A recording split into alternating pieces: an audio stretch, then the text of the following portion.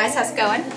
It's gosh, it's a holiday week, and I've been traveling, and I'm always an airhead anyway when it comes to what day it is. So it's I think it's Thursday. Let's hope it's Thursday, because otherwise this vlog is going to be inappropriately titled.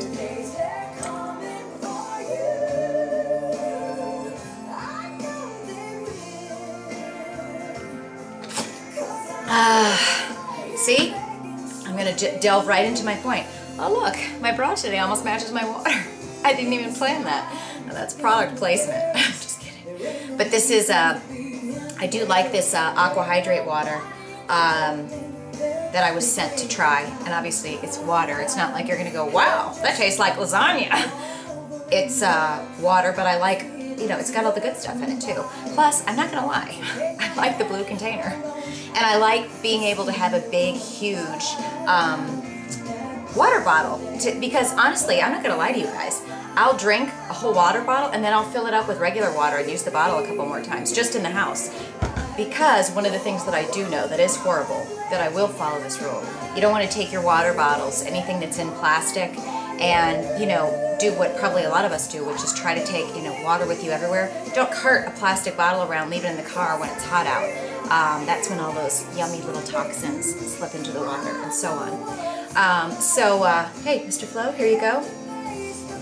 Oh, and for those of you, I don't know why I did this last night, because I don't know, I just thought of it. But I've had so many of you people from overseas, apparently most of you, ask me to measure my biceps. And several of you all said the same thing. You're like, I bet your bicep is 12.5 inches. And I'm like, no way. I mean, I don't know why. It just sounded like 12.5 inches was a lot.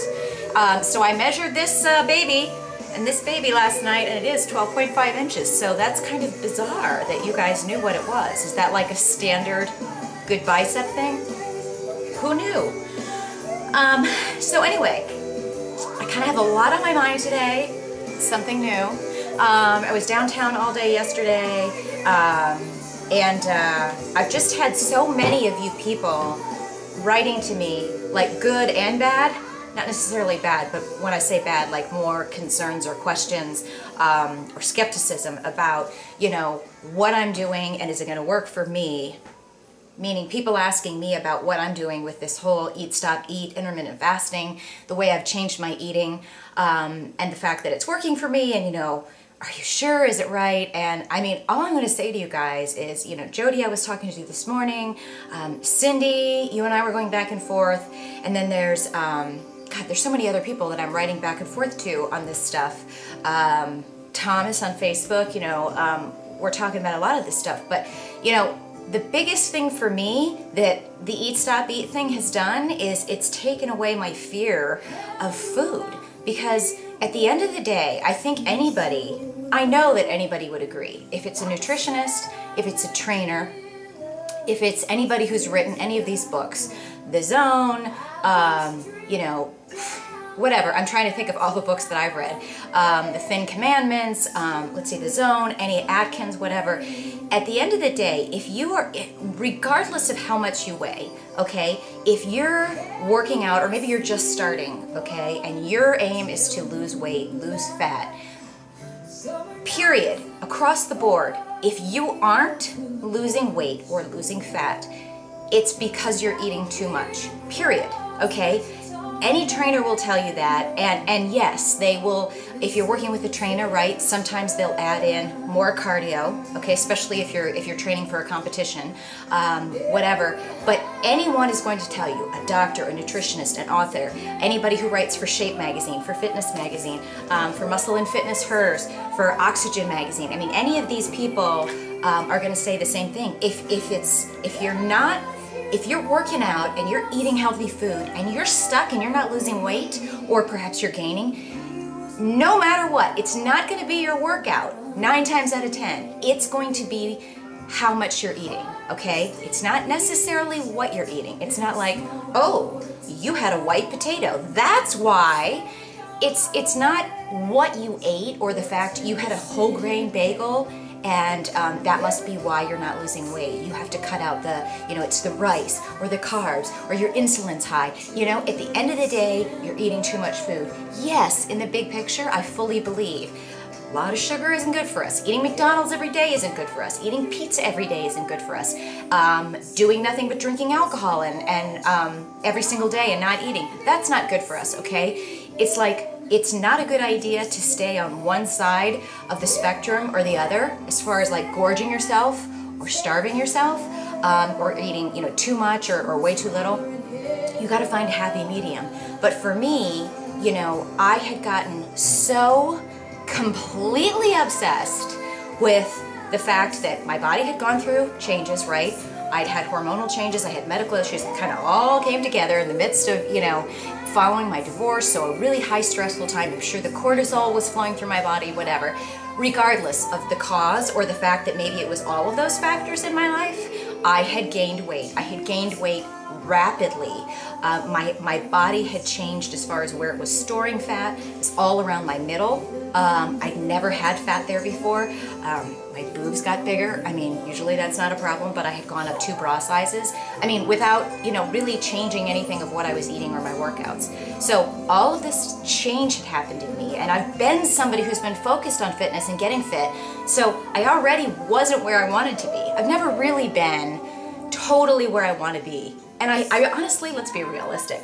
My trainer Jay said that to me one time. He's like, you're never going to be happy. You're always going to be wanting something better. And he said, but that's why I like you, because you're always going to set the bar higher. And I will. I'd rather be that way than be fat, lazy, and lethargic and sitting around, watching TV, and I can't even move up the stairs without breathing heavy. I'm 41 right now, and I'm in better shape than I've ever been in my whole life.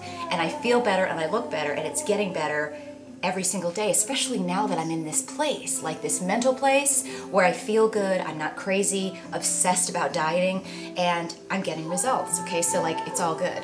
But to backtrack, and I know I'm making a lot of points here, I got into this point where my body had changed. I was hating how I looked and how I felt, and I wanted to make changes fast, but I didn't want to do this cabbage soup diet. I didn't want to do anything that was ridiculous, where I was potentially gonna, lose weight and then just gain it back. I mean, I wanted to lose the weight and change my body and get better, but get there and be able to stay there, okay? So I had all this knowledge in my head or whatever, but the bottom line is I was trying so hard to comply with whatever rules I had found at that point, whether it was from a trainer, my trainer here, Jay, who's Tampa, no, not Tampa, Fort Lauderdale, Jenny Lynn, or any of the books, or any of the bloggers, or if it was, I'm trying to think of, what's the Craig Ballantyne thing?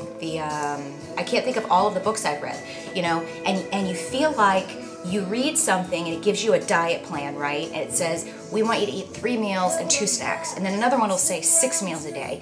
One will have a cheat day, one will not have a cheat day. But either way, you feel like you have all of these rules, right?